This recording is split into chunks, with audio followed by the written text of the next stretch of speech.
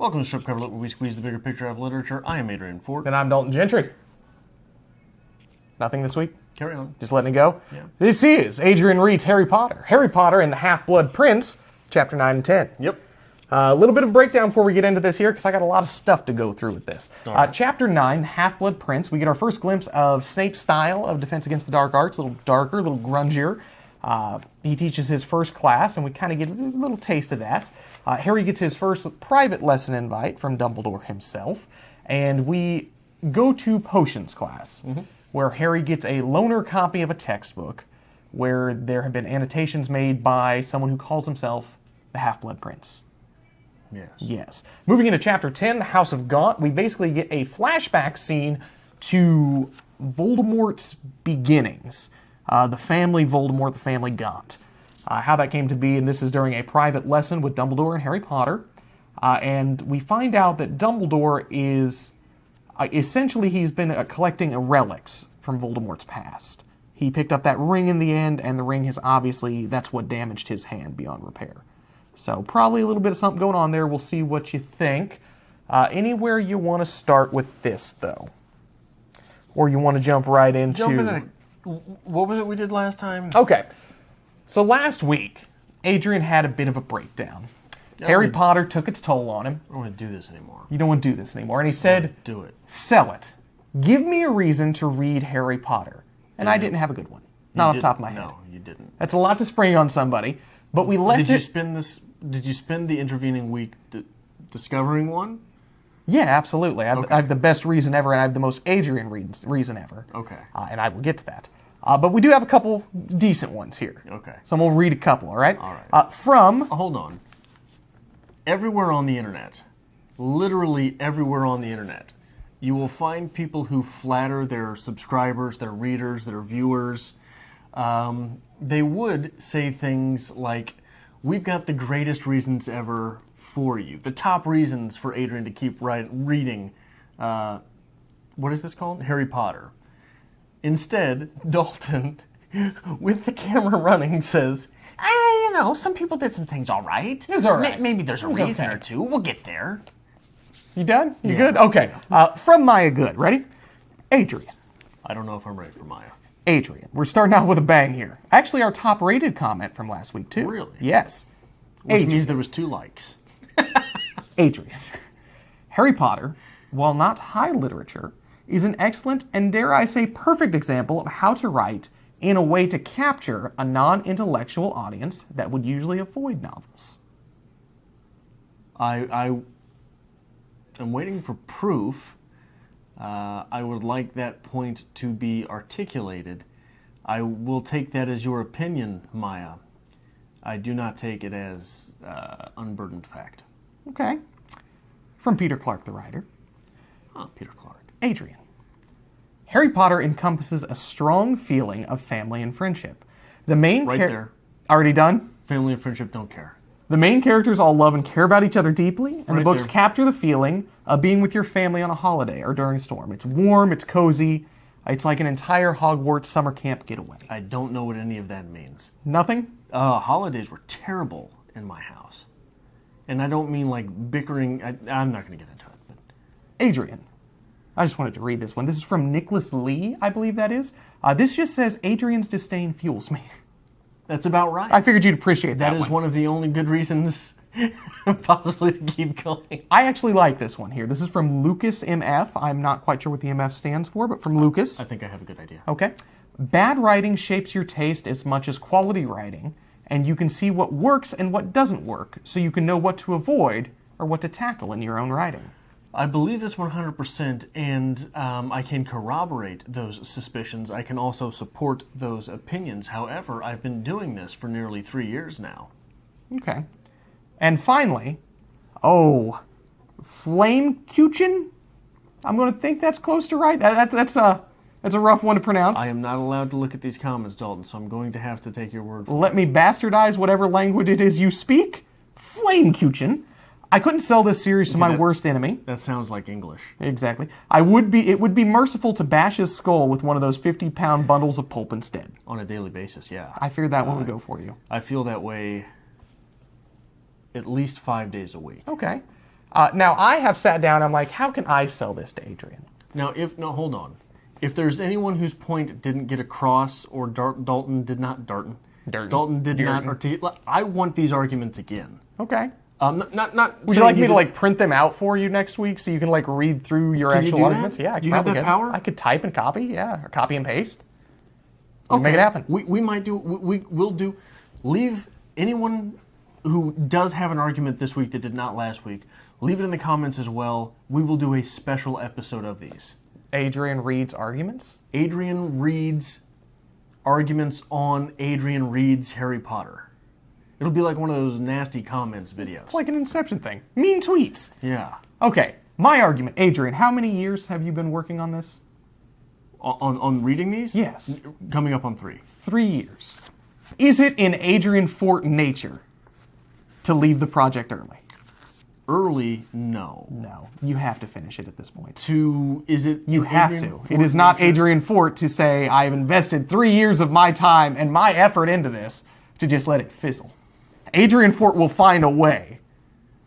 To destroy everything? And that is the best argument I can give you. Write that down. I will.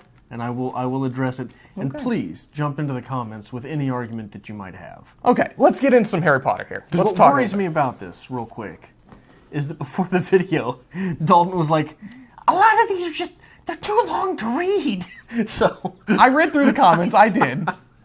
And I knew the general oomph of what people were getting at. Okay. And I was going to read some. That's why I asked him, can we use your phone for the timer or whatnot? Because we always have a timer set so we know we're not going way over on time. Yeah. But there were some people who passionately wrote a dissertation of why you should read Harry Potter. And I'm like, well, I could read this, but that would literally take up the entire episode. So, will you edit them for spoilers? I doubt there were any spoilers. Okay, so yeah, if you can do that. We did have someone post a spoiler, though, just for the purpose of posting a spoiler, and that's why we have the catch-all. Yeah, Adrian doesn't read Harry Potter comments. Yeah.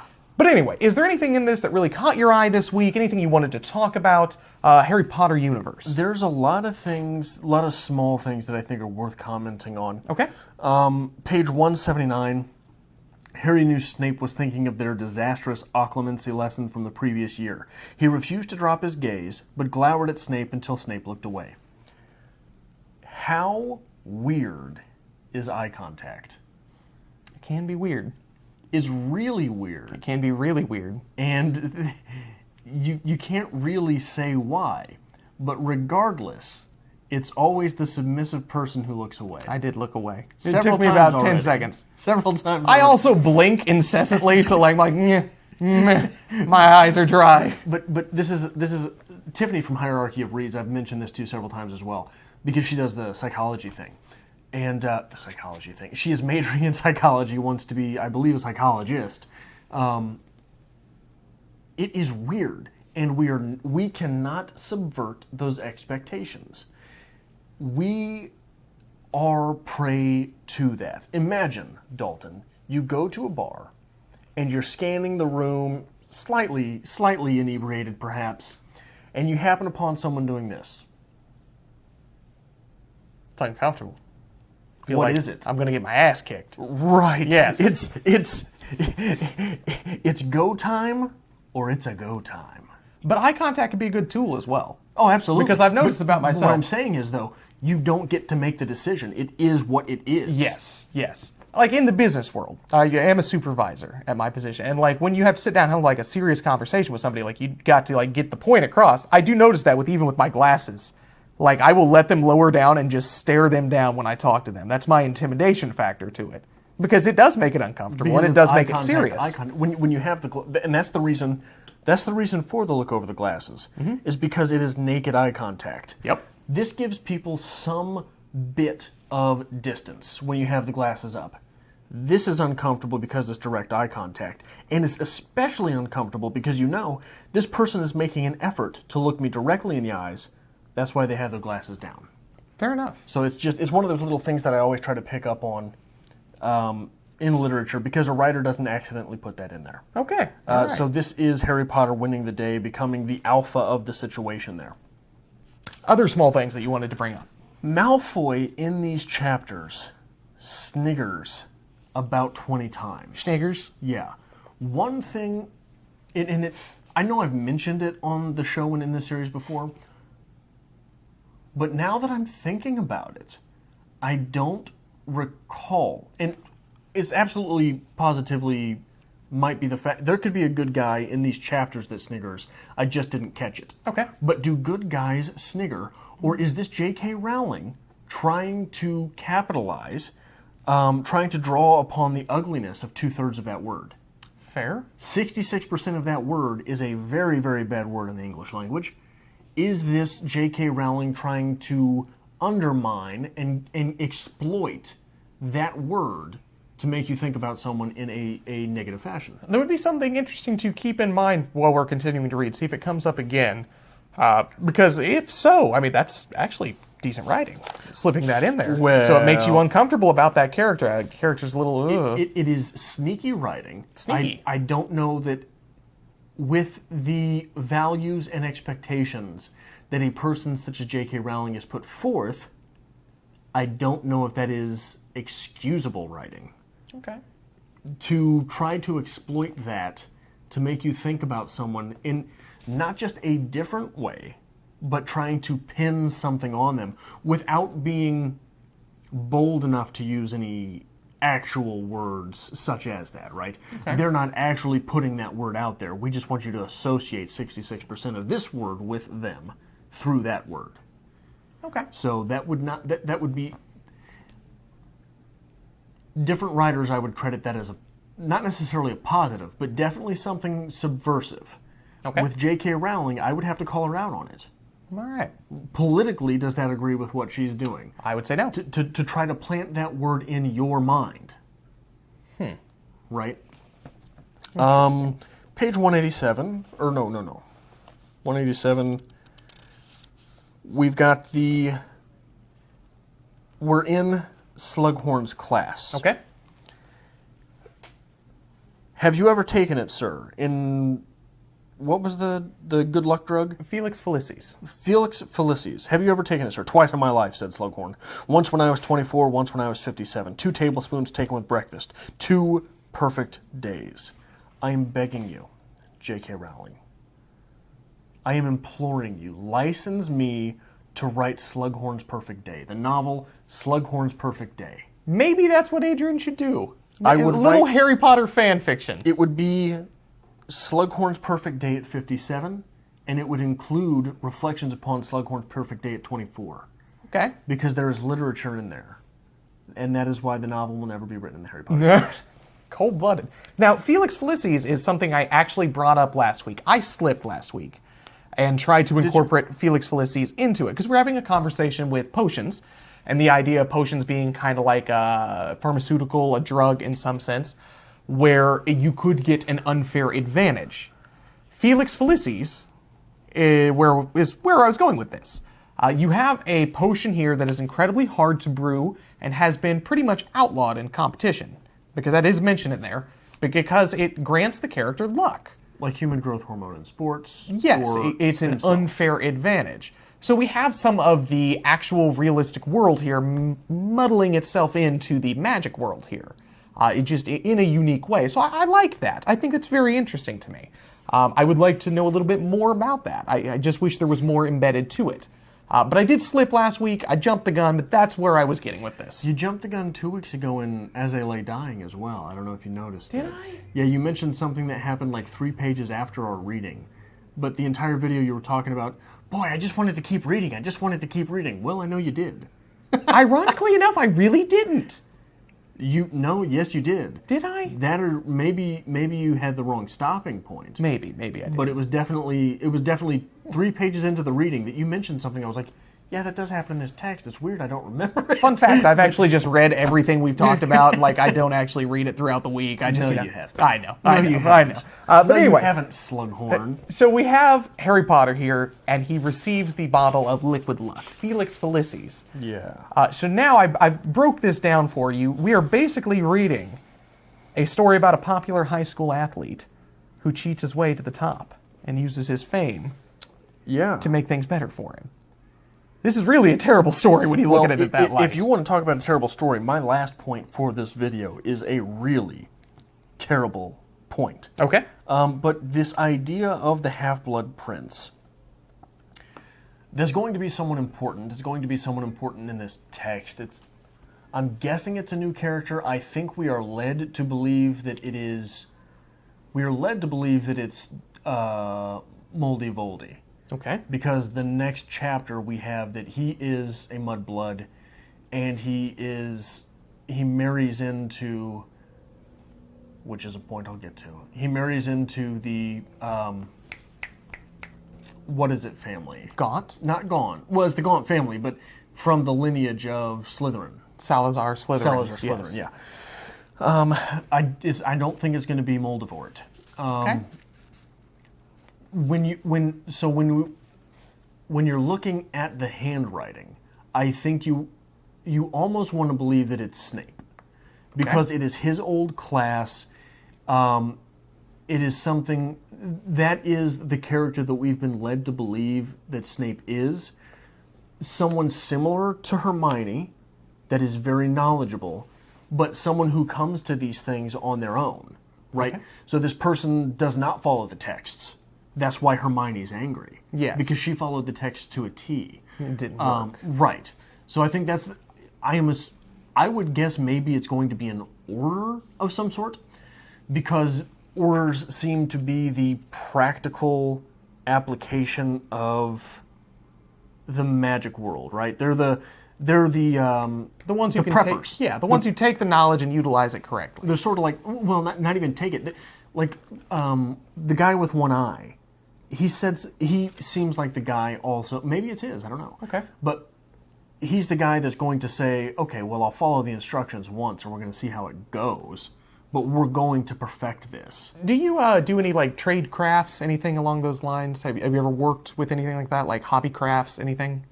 No. I can't say that I do exclusively. I do a few things, dabble here and there.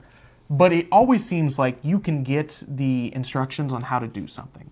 Let's take woodworking, for example. You can get the instructions on how to putting together a bookshelf from Target. Yeah. Right? You can get the instructions. And it'll get you there, maybe, if you follow them just right, but they're kind of weird. The cardboard on the back's going to be loose and flappy. But if you sit down with somebody who knows what he's talking about, he's going to tell you how to do it differently and do it right. Yeah. More efficient. Stuff a lot. Yeah, car stuff. Absolutely.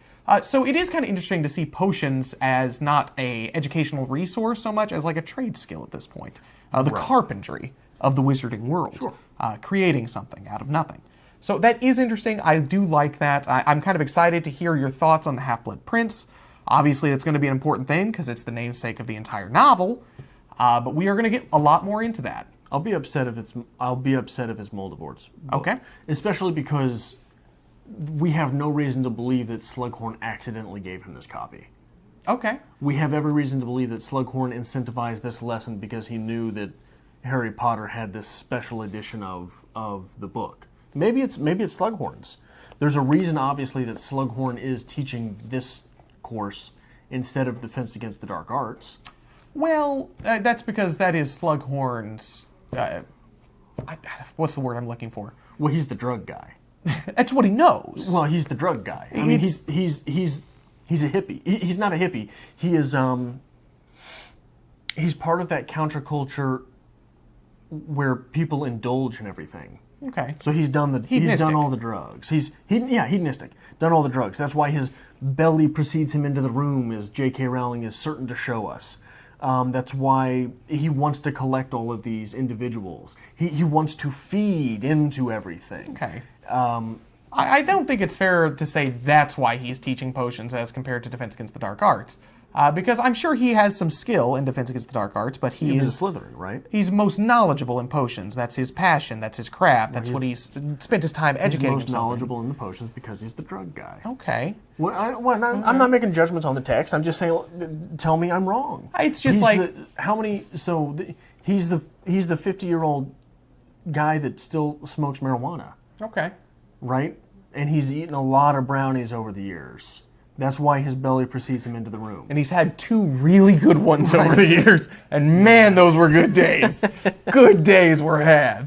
Okay, so we talked a little bit about the Half-Blood Prince, a little bit about Felix Felicis. How did you feel about Chapter 10, The House of Gaunt? Because that was a very different chapter for Harry Potter.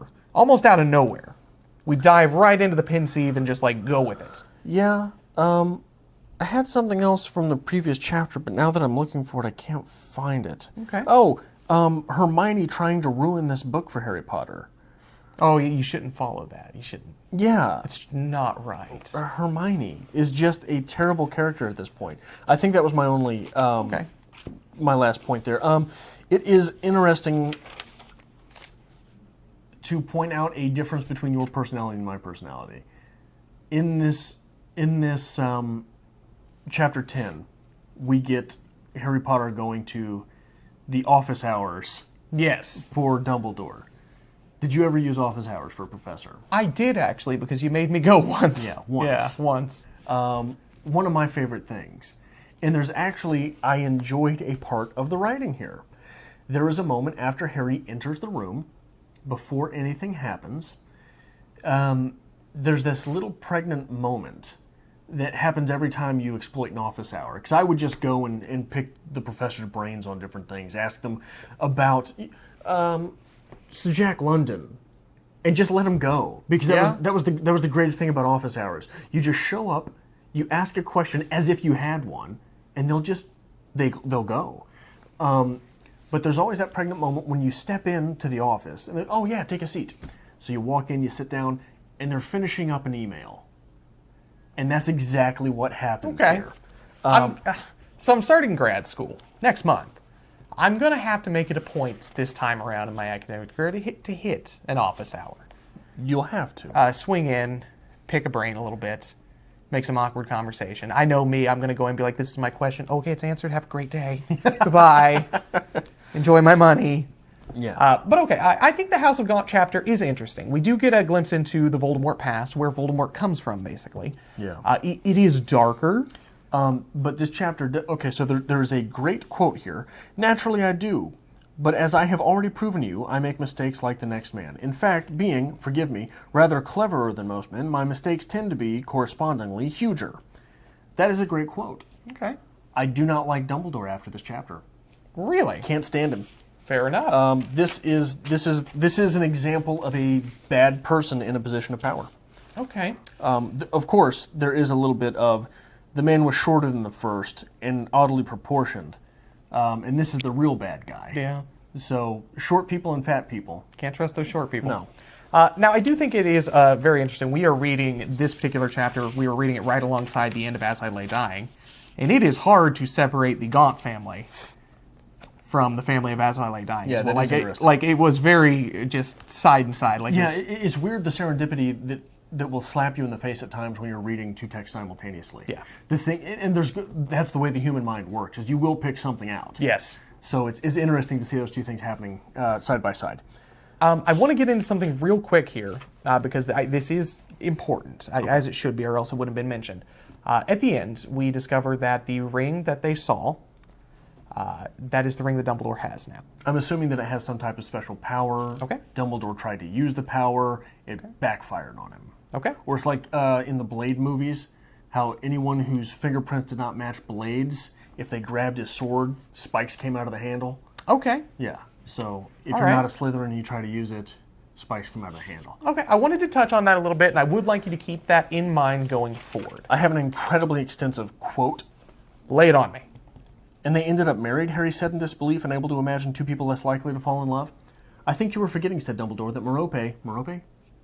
Merope was a witch. I do not believe that her magical powers appeared to their best advantage when she was being terrorized by her father. Once Marvolo and Morphin were safely in Azkaban, once she was alone and free for the first time in her life, and I am sure she was able to give her full reign of her abilities to plot her escape from the desperate life that she had for 18 years. Can you think of any measure Merope would have taken to make Tom Riddle forget his muggle companion and fall in love with her instead? The Imperious Curse, Harry suggested? Or a love potion? Very good. I am personally inclined to think that she used a love potion. I am sure that it would have seemed more romantic to her, and I do not think that it would have been very difficult some hot day when Riddle was riding alone to persuade him to take a drink of water. In any case, within a few months, the scene we have just witnessed, the village of Little Hangleton enjoyed a tremendous scandal. You can imagine the gossip it caused when the squire's son ran off with the tramp's daughter, Merope.